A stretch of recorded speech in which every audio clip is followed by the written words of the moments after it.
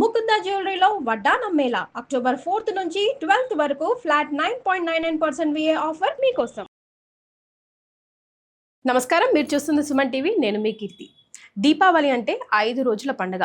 ముందుగా వచ్చే పండుగ ధనత్రయోదశి. మరి ఈ రోజు చేయవలసిన పనులు, చేయకూడని పనులు, ఈ రోజు ఖచ్చితంగా ఇంటికి తీసుకురావాల్సిన వస్తువులు, తీసుకురాకూడని వస్తువులు, ఇలా ఈ పండుగ విశిష్టత గురించి మనకు తెలియజేయడానికి ప్రముఖ ఆస్ట్రాలజర్ బ్రహ్మశ్రీ నందిబట్ల శ్రీహరి శర్మ గురుగారు ఉన్నారు. నమస్తే గురుగారు. వాగర్థావివ సంపృక్తౌ వాగర్థ ప్రతిపత్తయే జగతః పితరౌ వందే పార్వతీ పరమేశ్వరౌ. ఆదిత్యాయ చ సోమాయ మంగళాయ బుధాయ చ గురుశుక్ర శనిభ్యశ్చ రాహవే కేతవే నమః. శృంగేరి జగద్గురు పీఠాధిపతులకి, కంచి పీఠాధిపతులకి నమస్కారములు తెలియజేసుకుంటూ కార్యక్రమాన్ని ప్రారంభిద్దాం. గురుగారు, దీపావళి అంటేనే 5 రోజుల పండుగ. ముందుగా వచ్చే రోజు ధనత్రయోదశి. ధనత్రయోదశి విశిష్టత గురించి, ఈ రోజు మనం చేయాల్సిన పనులు, చేయకూడని పనులు, ముఖ్యంగా ఈ వస్తువులు ఇంటికి తీసుకొస్తే మనకు బాగా కలిసి వస్తుంది, ఇవి అస్సలు తీసుకురాకూడదు అన్న విషయాలు ఒకసారి ప్రేక్షకులకి గుర్తు చేద్దామా? తప్పకుండానమ్మా. దీపావళి అనేటువంటి పండుగని పూర్వకాలంలో 5 రోజుల పాటు జరుపుకునేటువంటి ఆచారం. కొంతకాలం గడిచిన తర్వాత 3 రోజుల పండుగగా అది మనకు అవతరించింది. ఇప్పుడు ప్రధానంగా దీపావళి అంటే పటాకులు కాల్చుకోవడానికి మాత్రమే ఆనందంగా జరుపుకునే పండుగగా రూపాంతరం చెందింది. వాస్తవానికి మీరన్నట్టుగా దీపావళి 5 రోజులు ఏంటంటే ధనత్రయోదశి మొదలుకొని నరక చతుర్దశి, దీపావళి అమావాస్య, బలిపాడ్యమి మరియు యమద్వితీయ, భగినీ హస్త భోజనం అనేటువంటిది ఈ 5 రోజుల పాటు జరుపుకునేటువంటిది. అలక్ష్మీ నిస్సరణం అనేటువంటి యొక్క కార్యక్రమాన్ని జరుపుకుంటూ ఆనందోత్సాహాలతో మతాబులు, టపాకాయలు పేల్చుకునే పండుగ దీపావళి.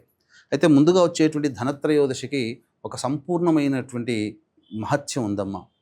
అంటే దీని వెనకాల గాథ ఏంటంటే లక్ష్మీదేవి యొక్క ఉద్భవము అనేటువంటిది ఈ రోజున జరిగిందని మనకు శాస్త్ర ప్రకారం జరపబడుతుంది.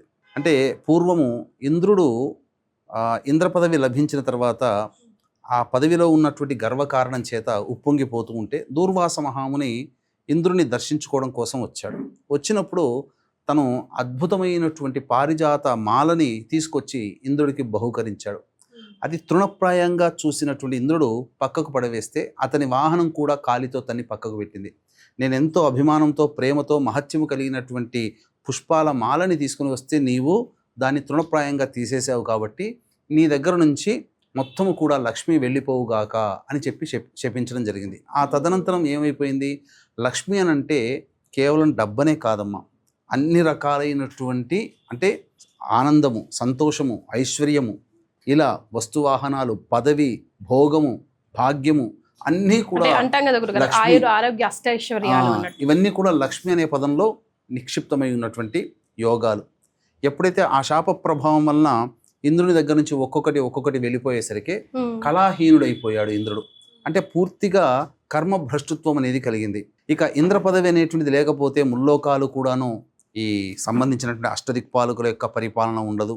అలాగే అన్ని లోకాలలో కూడా ఈ సంబంధించినటువంటి పరిపాలన సరిగ్గా జరగదు అనేటువంటి ఉద్దేశంతో బ్రహ్మాది దేవతలందరూ కూడా విష్ణుదేవుని యొక్క అనుగ్రహం కోసం విష్ణుదేవుని దగ్గర సంబంధించి విన్నవించుకోగా క్షీరసాగర మథనము జరిగితే లక్ష్మి ఉద్భవిస్తుంది, ఆ లక్ష్మి ప్రార్థన చెయ్యి, నీకు తప్పకుండా మళ్ళీ తిరిగి ఇంద్ర పదవి అనేటువంటిది, ఆ పోయిన లక్ష్మి నీకు తిరిగి వస్తుందనంటే అప్పుడు క్షీరసాగర మథనం చేయడం, ఆ ప్రథమంగా హాలాహలం, తదనంతరం క్షీరసాగర మథనంలో అనేకమైనటువంటి వస్తువులు అంటే జీవజాలము, ఉచ్చైశ్రవం అనేటువంటి తెల్లటి ఏనుగు, ఐరావతము ఇంద్రుడికి సంబంధించినటువంటిది, అలాగే లక్ష్మీదేవి ఉద్భవించడము, ఇంకా చెప్పాలి అని అంటే పారిజాత వృక్షము, ఇంకా ధన్వంతరి కూడా జన్మించడం జరిగింది ఇదే రోజున. పద్మపురాణ ప్రకారము లక్ష్మీదేవి యొక్క అమ్మవారి నక్షత్రము ఉత్తరా నక్షత్రము. కాబట్టి ఈ ధనత్రయోదశి అనేటువంటిది అక్టోబర్ 18వ తారీఖు రోజున ఏర్పడింది. ఉత్తరా నక్షత్రంతో కూడుకున్నటువంటిది. అంటే సాధారణంగా వీక్షించేటువంటి మన సుమన్ టీవీ ప్రేక్షకులు కూడా ఆలోచించుకునేది ఏంటంటే ఉదయానికి ద్వాదశి ఉంది కదా, మరి ధనత్రయోదశి సాయంత్రం పూట ఏంటి అనేటువంటిది ఆలోచన. అంటే 18వ తారీఖు రోజున ఉదయానికి ద్వాదశి తిథి ఉంది, మధ్యాహ్నం తర్వాతనే త్రయోదశి తిథి వస్తుంది. అంటే ఇక్కడ ఏంటి అని అంటే పండుగలు అనేటువంటిది కేవలం సూర్యోదయానికి ఏ తిథి ఉంటే అది కాదు. కొన్ని పండుగలు సూర్యోదయానికి ఉండే తిథిని అనుసరించి, కొన్ని పండుగలు రాత్రిపూట తిథి ఉన్నప్పుడు జరుపుకునేటువంటిది. దీపావళి అనేటువంటి పండుగ అనేది పూర్తిగా రాత్రిపూట జరుపుకునేటువంటి పండుగ. కాబట్టి ప్రదోష కాలానికి ఏ తిథి అయితే త్రయోదశి తిథి ఎప్పుడైతే ఉంటుందో వ్యాప్తమై ఉంటుందో అప్పుడే త్రయోదశి తిథి ధనత్రయోదశి అని మనం చెప్పుకోవాలి. కాబట్టి ఈసారి ధనత్రయోదశి అనేటువంటిది 18వ తారీఖు రోజున వచ్చింది. దీంతోపాటు విశేషంగా ఆయుర్వేదానికి పితామహుడిగా చెప్పుకునేటువంటిది, ఆయుర్వేదానికే రూపకర్తగా దేవతగా పిలుచుకునేటువంటి ధన్వంతరి కూడా ఈ యొక్క ధనత్రయోదశి రోజునే జన్మించడం జరిగిందని. కాబట్టి ధనత్రయోదశి అన్నప్పుడు చాలా మహత్యము కలిగినటువంటిది. ఏం చేయాలి గురుగారు ఈరోజు? ముఖ్యంగా చాలామంది ధన్తేరస్ అనగానే బంగారాన్ని కొనుక్కోవాలి, ఇంట్లో తెచ్చిపెట్టుకోవాలి అనే ఆలోచనతో ఉంటారు. అంటే పూర్వకాలంలో బంగారం అనేటువంటిది విరివిగా లభించేది. ఇప్పుడు డిమాండ్ తక్కువైంది కాబట్టి దాని యొక్క రేట్ పెరిగిపోయింది. కాబట్టి అందరూ దీన్ని కొనుగోలు శక్తి ఉంటుందానంటే కొనుగోలు చేయాల్సినటువంటి అవసరం అయితే లేదమ్మా. శక్తి ఉన్నవాళ్ళు తీసుకోవచ్చు. శక్తి లేని వాళ్ళు కూడా బంగారంతో సమానమైనటువంటి వస్తువును కూడా తెచ్చుకొని ఉంటే ఆనందంగా జీవించగలుగుతారు. బంగారమే కొనుక్కోవాలని శాస్త్రంలో ఎక్కడా చెప్పబడలేదు. కాకపోతే కొన్ని వస్తువులు కొనుక్కొని తెచ్చిపెట్టుకోమని చెప్పబడింది. ఎందుకంటే దీపావళి పండుగ సందర్భంగా దీపావళి రోజున లక్ష్మీ పూజ చేస్తాము కాబట్టి ఆ లక్ష్మీ పూజలో వాడబడేటువంటి వస్తువులు ఏవైతే ఉన్నాయో అవన్నీ ఈ ధనత్రయోదశి రోజున కొనుగోలు చేయమని శాస్త్రం చెప్పబడి ఉంది.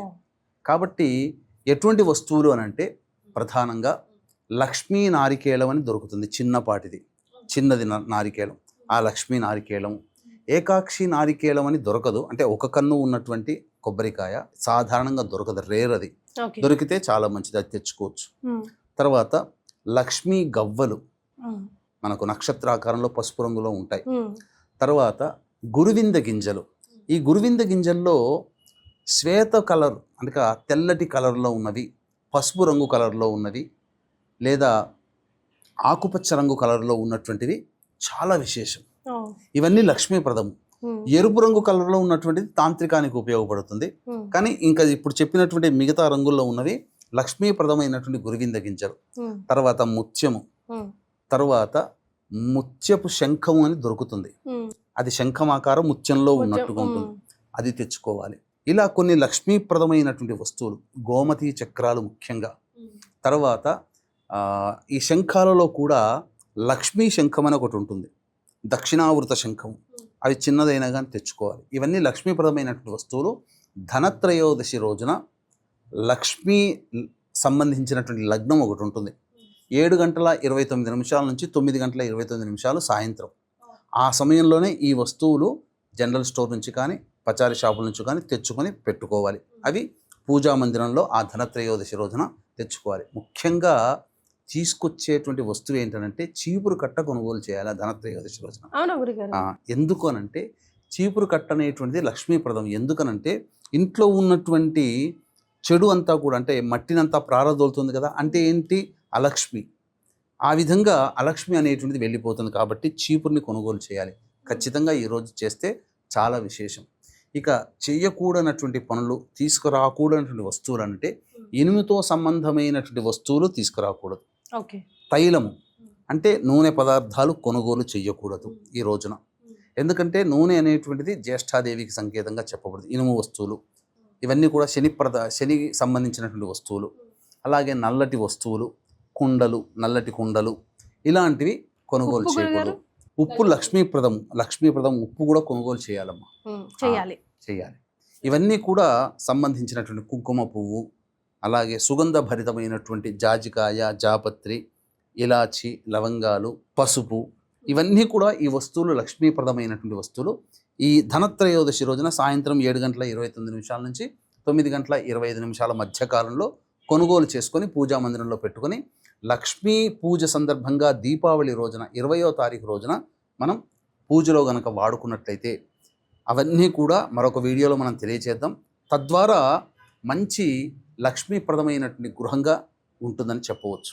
అంతేకాకుండా ధనత్రయోదశి ఈ రోజున కాబట్టి ధనత్రయోదశి మరియు ధన్వంతరి జయంతి కూడా చెప్పబడింది. ఈ ధన్వంతరి జయంతి రోజున చాలామంది వైద్యులు అంటే ఆయుర్వేదానికి సంబంధించినటువంటి గ్రంథాన్ని చేతిలో పట్టుకొని జలగని చేతిలో పట్టుకొని ఉద్భవించాడు. ఇప్పుడు ఆ జలగ అనేటువంటిది ఎలా మారుతుంది? ఒంటిలో ఉన్నటువంటి చెడు రక్తాన్ని తీసివేస్తుంది. జలగ చికిత్స కూడా ఉంది కదమ్మా. అవునండి. కాబట్టి ఆయుర్వేద సంబంధించినటువంటి రూపకర్త ఈ ధన్వంతరి ఒక చేతిలో జలగ, ఒక చేతిలో ఆయుర్వేద గ్రంథము, ఒక చేతిలో అమృత కలశము, ఇంకొక చేతిలో అభయహస్తము. ఇలా పట్టుకొని ఉద్భవించినట్టుగా మనకు పద్మపురాణాంతర్గతంగా ధన్వంతరి ఉద్భవన అనేటువంటిది మనకు తెలియచేయడం జరుగుతుంది. ముఖ్యంగా ఆయుర్వేదాన్ని అనుకరించేటువంటి వైద్యులు ఎవరైతే ఉన్నారో, నేర్చుకునే విద్యార్థులు ఈ రోజున విశేషంగా ధన్వంతరి పూజ చేస్తారు. చాలామంది ఈ రోజున ధన్వంతరి హోమం చేస్తారు, ధన్వంతరి పూజ చేస్తారు. నాకు బాగా తెలిసినటువంటి వ్యక్తి, మనకు అందరికీ కూడా సుపరిచితమే, ఆంధ్ర ప్రాంతంలో అందరికీ చింతలూరు ఆయుర్వేదం సంబంధించినటువంటిది. వాళ్ళ ఇంట్లో కూడా ఈ రోజున విశ్వనాథ్ తేజస్వి అనే అబ్బాయి, చక్కగా వాళ్ళ నాన్నగారు చక్రవర్తుల అవధాని గారని, వాళ్ళందరూ కూడా ఈ రోజున అనగా ధనత్రయోదశి సంబంధించినటువంటి రోజున ధన్వంతరి హోమం కూడా చేస్తారమ్మా. తద్వారా ఏమవుతుంది, చాలామంది ఇప్పటికీ కూడా అనాదిగా వస్తున్నటువంటి సాంప్రదాయం ఏంటంటే, కొత్తగా వైద్యం ఏదైతే తీసుకోవాలి, మందులు వాడుకోవాలని అంటారో, ధన్వంతరి పూజ చేసుకొని ఆ మందు కనుక వాడితే అమృతతత్వమైనటువంటి విధంగా ఆ మందు పనిచేస్తుంది అని చెప్పి మనకు శాస్త్రం చెప్పబడి ఉందమ్మా. గురుగారు, మరి ఈ 5 రోజుల పండుగ భాగంగా మరి మనం ఒకవేళ దేవుడి గదిని ఎప్పుడు క్లీన్ చేసుకోవాలనుకుంటారు? అంటే ఒకవేళ పూజ స్టార్ట్ చేయాలంటే ఈ రోజునే అక్టోబర్ 18నే స్టార్ట్ చేసేస్తారు కదా. అవునమ్మా. సో ముందు రోజే మనం చిత్రపటాలు అవి, దేవుడి గది నది, ఇల్లు నది శుభ్రం చేసుకోవాలంటారా? ధనత్రయోదశిని పురస్కరించుకున్న 5 రోజుల పండుగ అన్నప్పుడు మనము శుక్రవారం నాడు ఎలాగో అంత కూడా సర్దుకోలేరు, ఎందుకంటే లక్ష్మీప్రదం అయినటువంటి వారం కాబట్టి దుర్ముహూర్తం అయినటువంటి శనివారం నాడు దుర్ముహూర్తం 7:54 అయిపోతుంది. దుర్ముహూర్తమైన తదుపరి ఈ 5 రోజుల పండుగ సందర్భంగా పూజా మందిరాన్ని, పూజా వస్తువులని, ప్రతిమలని అన్నీ కూడాను, చిత్రపటాలని అన్నీ కూడాను శుభ్రపరుచుకొని పెట్టుకొని ప్రదోషకాల సమయానికి అనుకూలంగా ఉండాలి.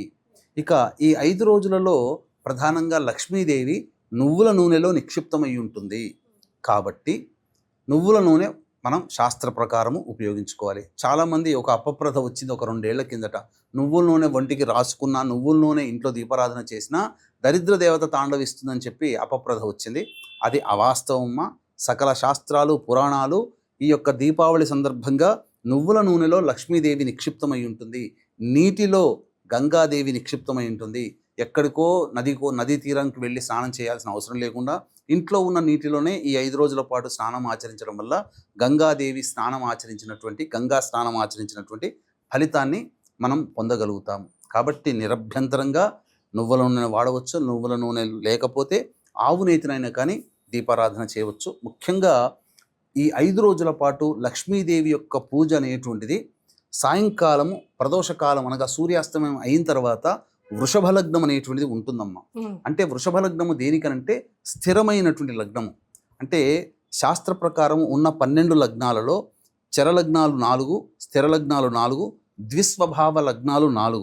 కాబట్టి స్థిర లగ్నంలో లక్ష్మీ అమ్మవారిని ఆవాహన చేసి పూజ చేసుకున్నట్లయితే లక్ష్మీదేవి స్థిరంగా ఉంటుంది అని చెప్పి ఈ యొక్క నానుడి ప్రకారమే చాలామంది మార్వాడీలు కానీ, గుజరాతీలు కానీ, రాజస్థానీలు కానీ అందరూ కూడా ఆచరించేటువంటి లక్ష్మీ పూజా విధానము ప్రదోషకాలం అవ్వగానే అమ్మవారి పూజ అనేటువంటిది ప్రారంభిస్తారు.